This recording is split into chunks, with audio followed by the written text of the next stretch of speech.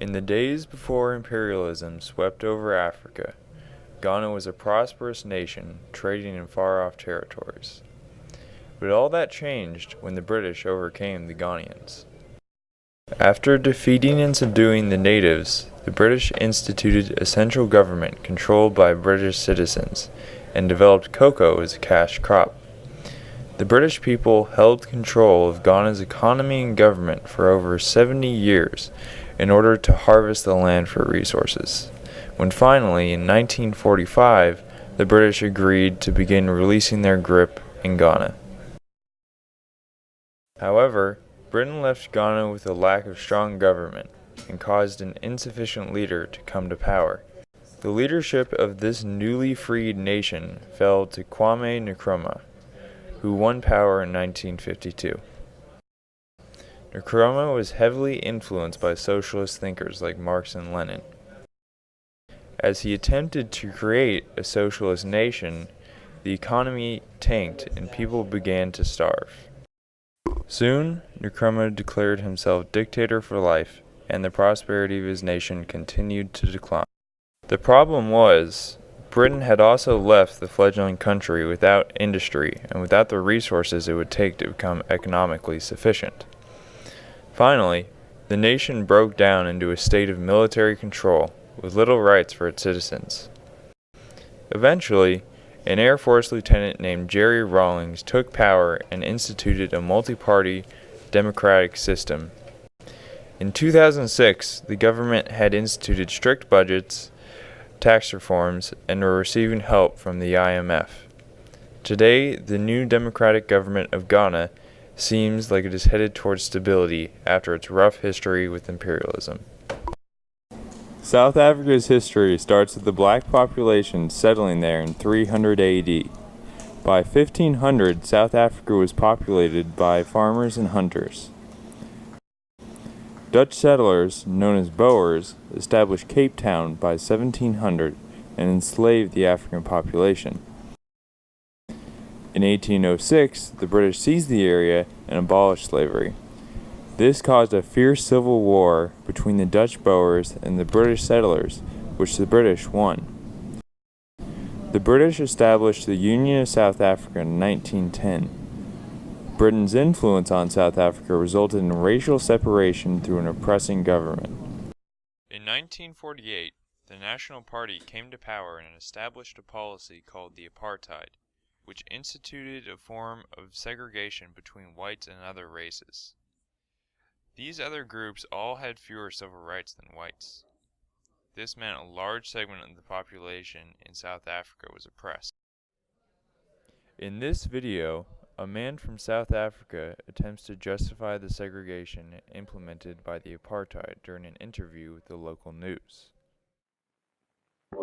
By far the largest church denomination in the Union of South Africa is the Dutch Reformed Church, with a membership of almost 2 million white and non-white members.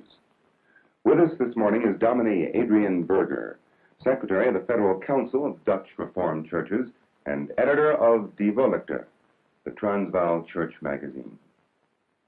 Dominee Berger, you believe in apartheid as a way of life? Yes, I do. Why? In South Africa. Why is that, sir? Because the race, which is in a lesser state of development, is by far in the majority here. And numerically, of course, they are much stronger. And because also I believe that it is according to God's will that the white race, which is in the majority in this country, should be preserved. And also everything we have done in the last 300 years and built up in the church and in the state should be preserved and not be swallowed up by an, I wouldn't say inferior race, because I don't believe it is an inferior race, but a lesser a race which is in a lesser state of development, that's all. The National Congress, led by Albert Luthuli, combined with boycotts and strikes led by Nelson Mandela, began to pressure the government to end apartheid. Here is news coverage of one such strike that occurred in 1960. Demonstrations against the South African government's strict apartheid policies flare into shocking violence.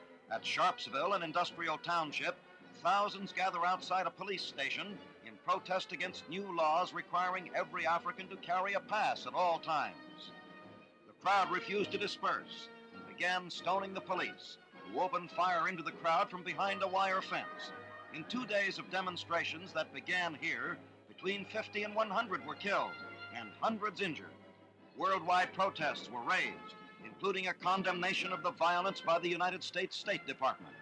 In South Africa, a mass work boycott by Africans is crippling industry in the area. An uneasy calm reigns. The conditions that led to the Sharpsville tragedy continue unchanged. In an interview, Mandela discusses his goals for what he wanted the strikes and boycotts to accomplish. I asked him what it was that the African really wanted. The Africans want the franchise on the basis of one man, one vote. They want political independence. Do you see Africans being able to develop in this country without the European being pushed out?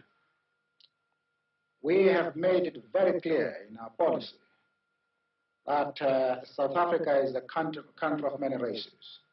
There is room for all the various races in this country. Are there many educated Africans in South Africa? Yes.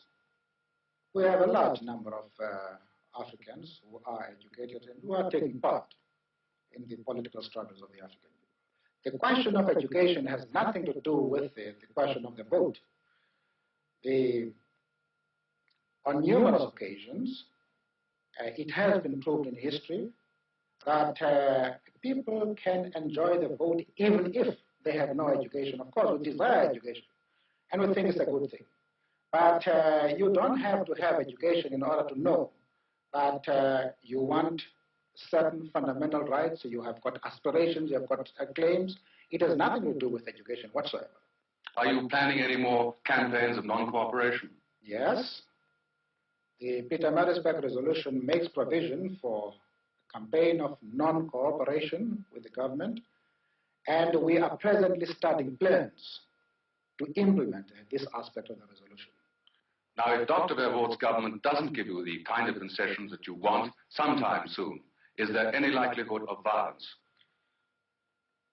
There are many people who feel that the reaction of the government to our stay at home, ordering a general mobilization, arming the white community, arresting 10,000s of Africans, the show of force throughout the country, notwithstanding our clear declaration that this campaign is being run on peaceful and non-violent lines, close the chapter as far as our methods of political struggle are concerned. There are many people who feel that it is useless and futile for us to continue talking peace and non-violence against a government whose reply is only savage attacks on an unarmed and defenseless people. And I think the time has come for us to consider, in the light of our experiences in this stay at home, whether the methods which we have applied so far are adequate. Very soon, the government banned the ANC, leading to Nelson Mandela's arrest. The mark of the end of the apartheid was the release of Mandela.